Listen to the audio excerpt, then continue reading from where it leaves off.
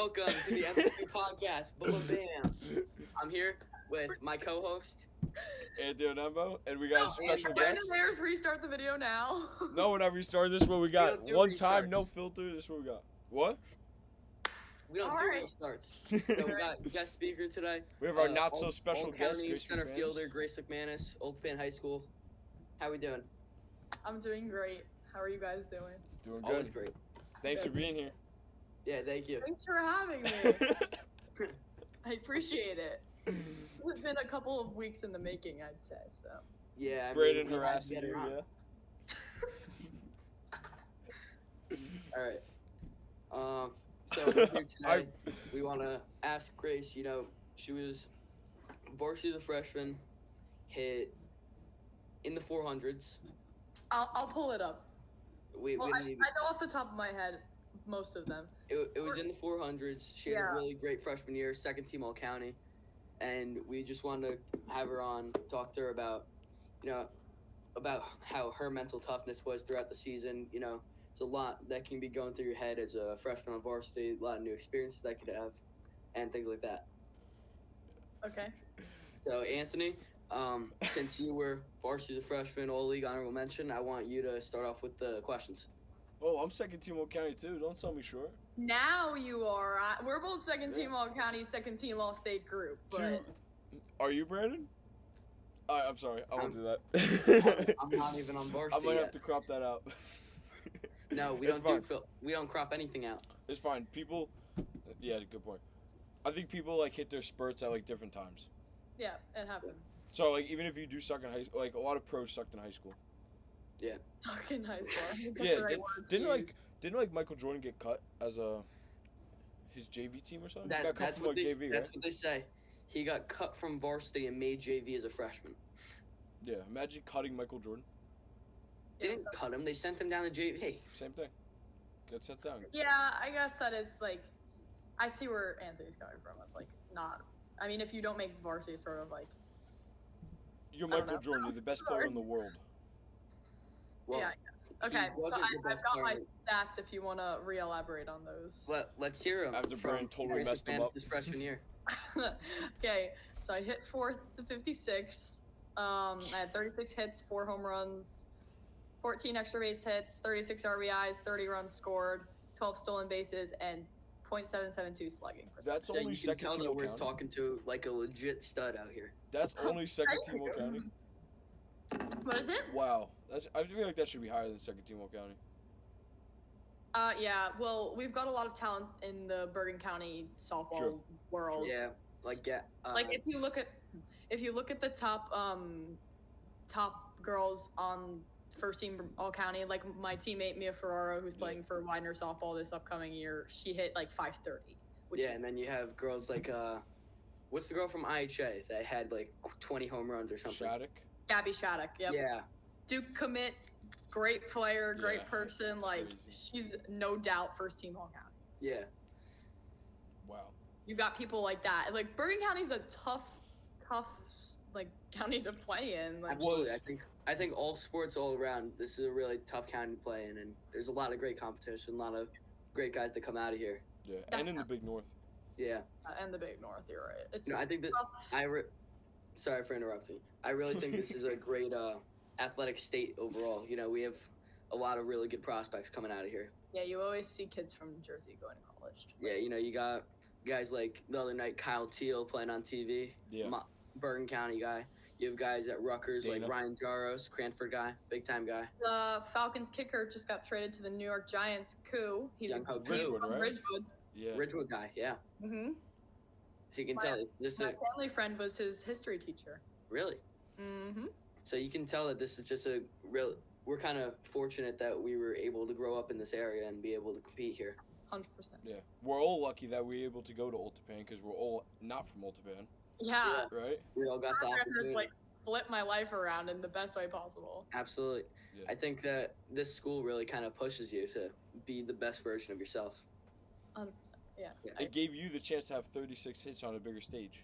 100%. I know. It's hard to think about what I could have done at a different school while living in the moment of actually achieving like stats I didn't think I'd reach. Like I set my bar high. I was like, I want this, but then like I actually hit a lot of those, and I was like, wow, like I'm proud of myself for doing something like that. And it's crazy to see that girls are like hitting 500 like and above, which is awesome to see. Yeah.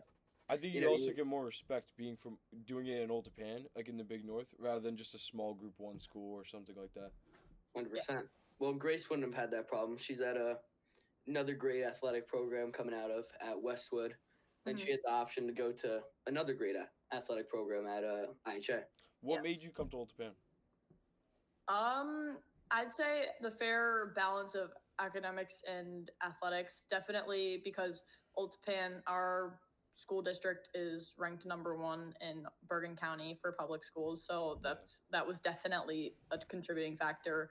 And the sports med part of it, just like at that time I was like beginning of 8th grade, like not knowing what was to come from the sports med program, but then I realized, like, as I was getting closer, learning more information about it, going to all these like application meetings and stuff like that, like the interest meeting at the academies at the beginning of my 8th grade year, I was like, wow, like this program is really something I'd like to continue in college. And it's I'd like to continue it in the future. And I definitely think it gives you a great opportunity to get ahead of the game with this class.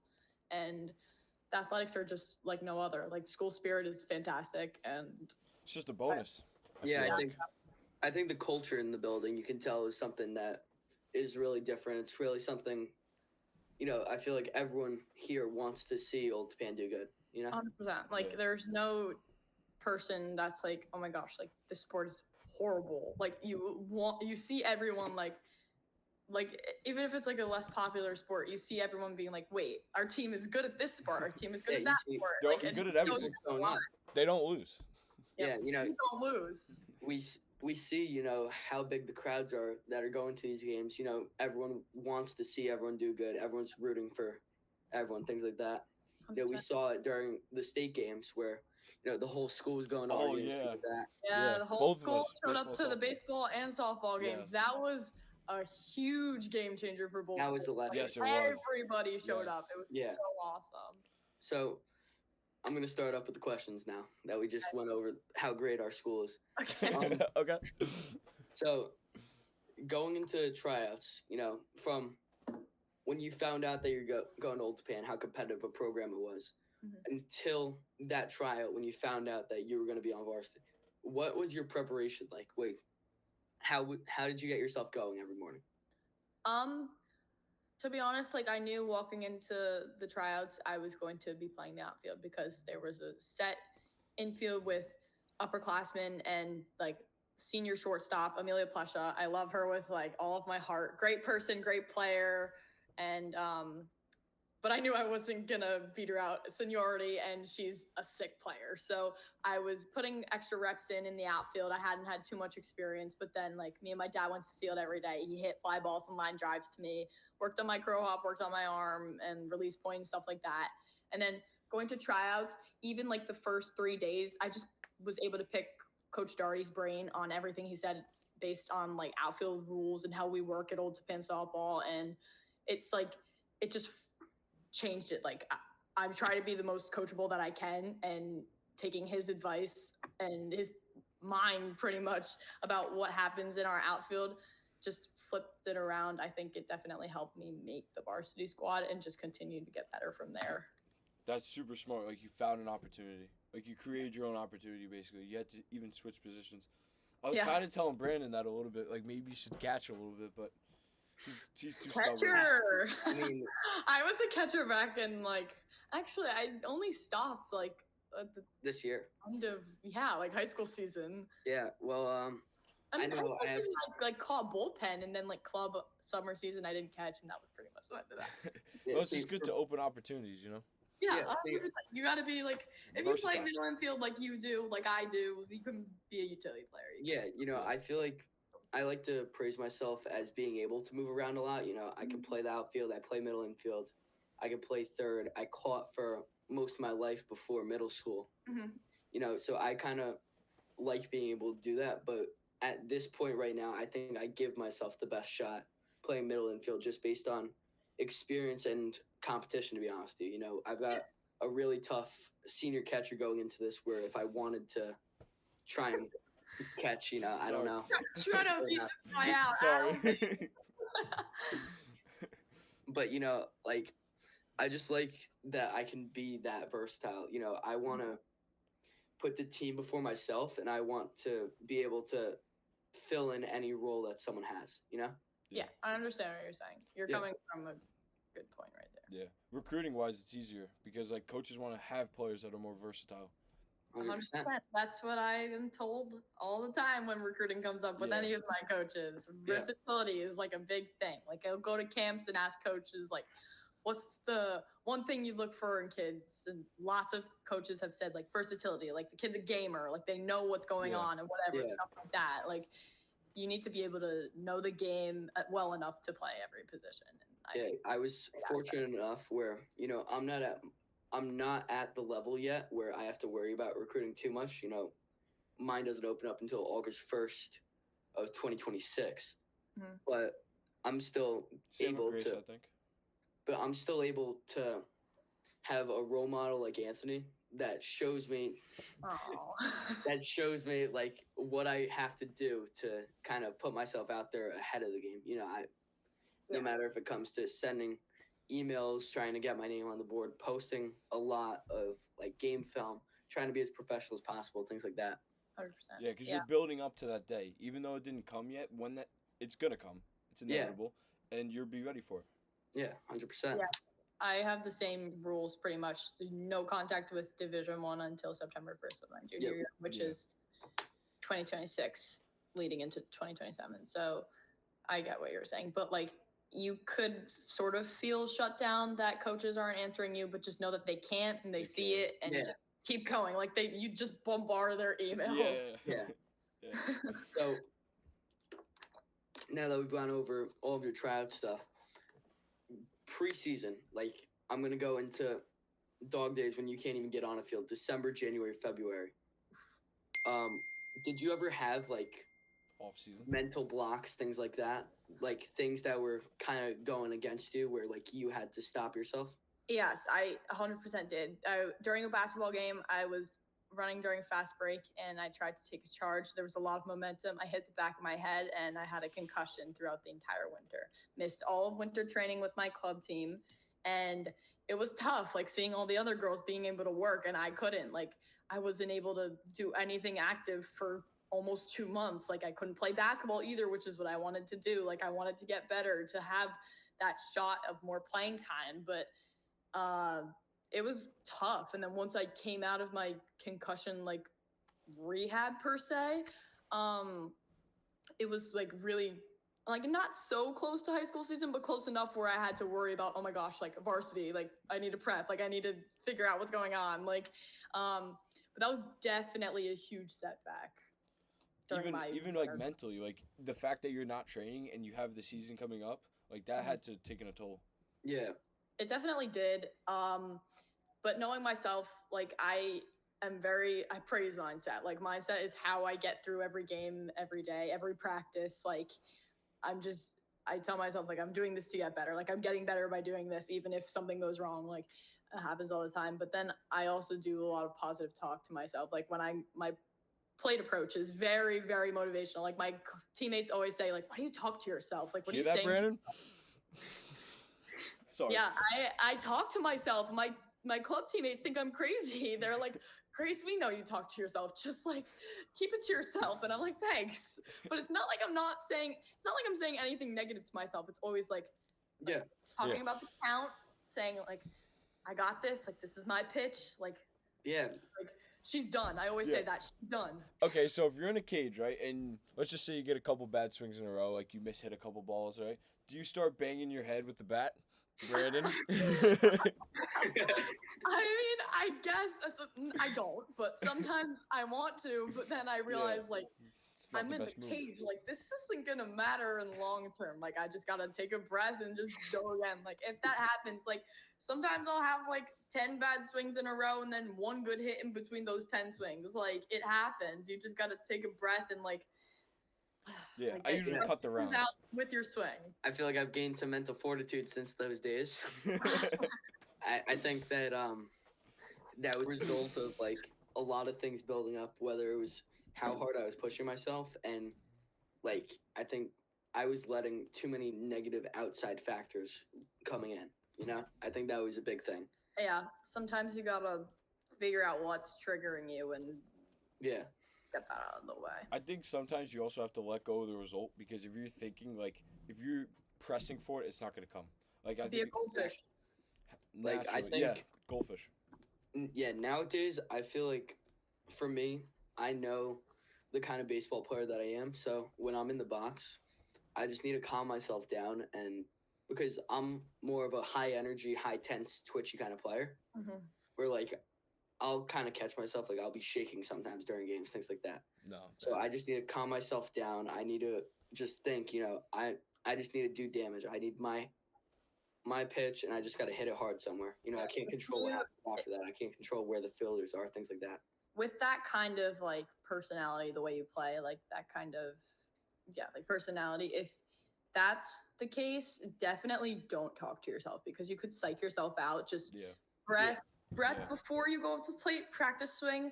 Don't let the pitcher see you, because that you're in there. Yeah, then you're done. In your head, like you already lost. Yeah. You need to show them, like, I got this. Like, I'm gonna win this. You have no shot. But at the same time, like, control yourself. Figure out what's the problem. Like you said, you get really nervous, like because. No, that's not nervous. That's just like adrenaline taking over, things like that. Okay, I see. But like talking to yourself, I guess, in that situation wouldn't work. So just figure out, like, take that breath. But then once you get up to the plate, like, can't let them see that. Yeah, I'm a big like I like kind of stretching out my shoulders with my bat, and like just taking the breath as I'm stepping into the box, and as I'm doing like the tapping the plate, I'm just saying, like, just hit it hard somewhere, because realistically, your job's just to hit it hard. You can't control where the fielders are. You can't control anything after that. Your job's just to hit it hard somewhere. Brandon, did you read the one chapter in Chop Wood Carry Water about the warrior dial, like 1 to 10, about how much you should be amped up?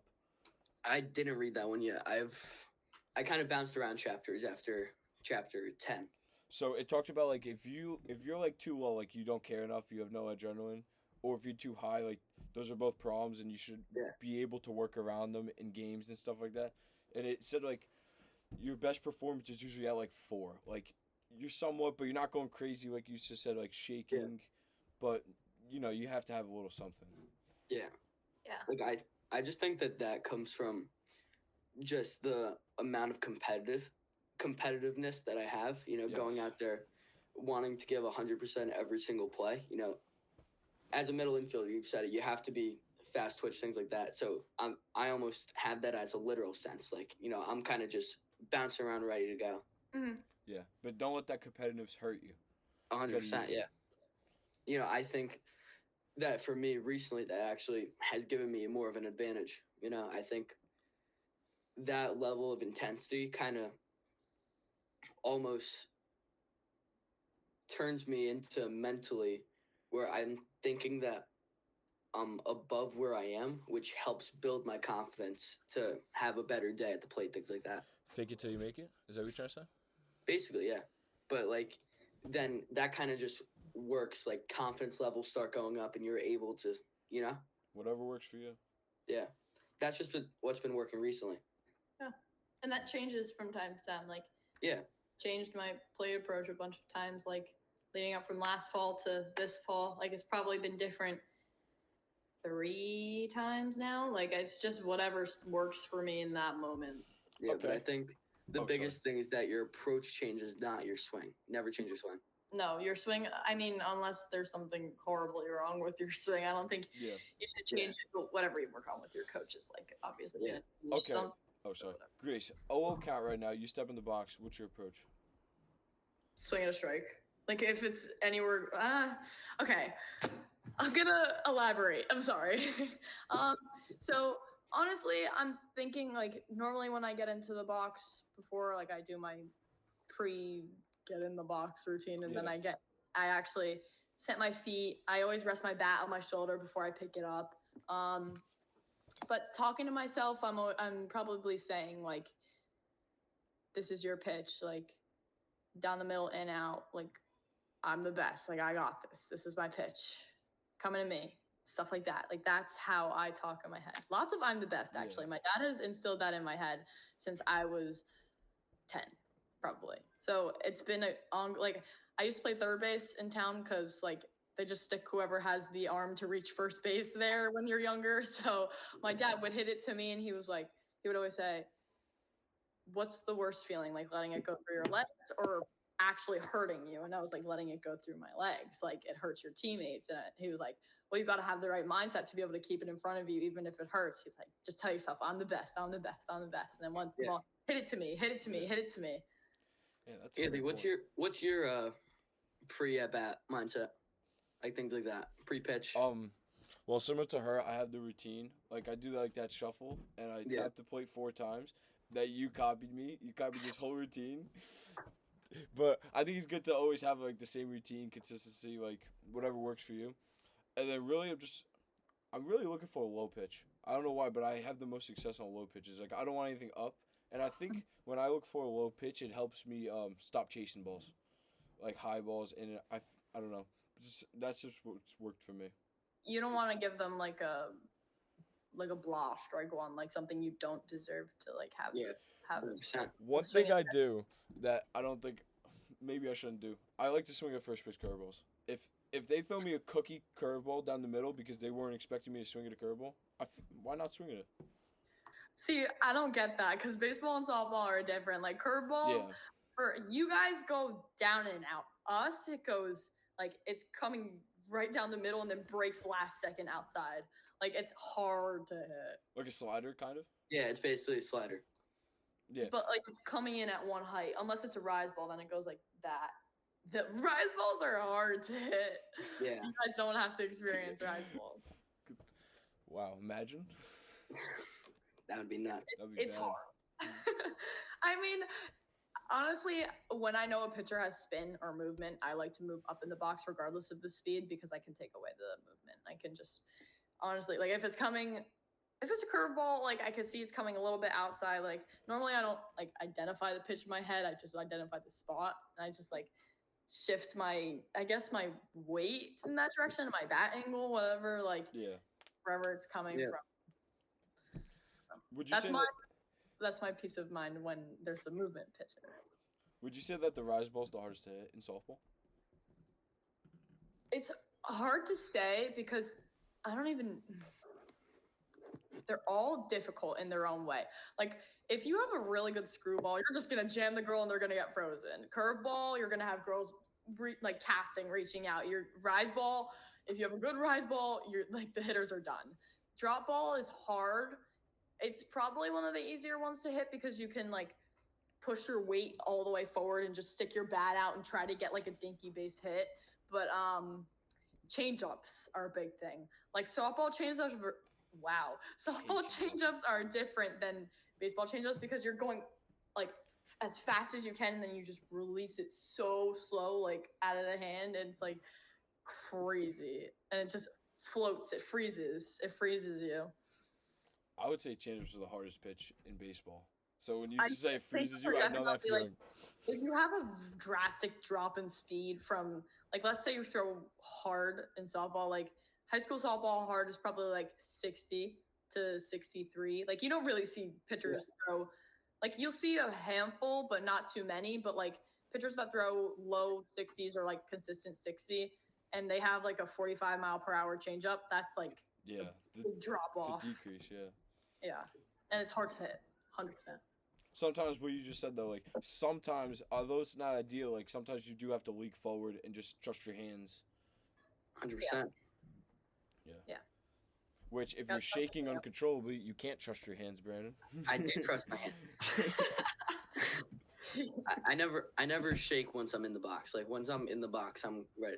I'm going, you know? Good. Yeah. So I kind of picked this up from a lot of people just watching guys that are better than me, what they do to calm themselves down. So I walk up kind of with, like, my bat up here, kind of like taking a breath. Then outside, inside, then a little like wiggle the bat towards the pitcher. What are you talking about? like that, literally, like out at the pitcher. I get what you're saying. I see. And then Okay. if I know the pitcher, I'll tip the cap a little bit, and then I'm kind of just like I'm sitting here like this. I'm kind of just trying to calm myself down, things like that, self-talk. Just see the fastball, hit it hard. Yep. How is he the co-host? Grace should be the co-host. Get me on here. I'm kidding. No, we're good. We're approaching almost 30. So, Brandon, you got any almost final questions for her? Here, do you have anything off the top of your head right now? Because I need to think about this. I actually might have something to ask. You have some questions? After you. Anthony, would you say there's a different change in being an upperclassman versus a lowerclassman? Does your mindset change a little bit, knowing that you have a little bit of an upper hand on that team?